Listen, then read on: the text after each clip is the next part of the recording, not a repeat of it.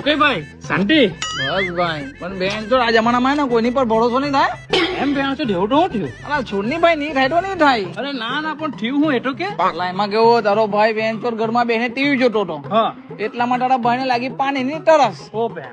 એટલામાં તારો ભાઈ પાણી પીવા ગયો. પછી એટલા માટે એની માને હિરોઈન ને ગુંડા લોકો કિડનેપ કરી ગયા.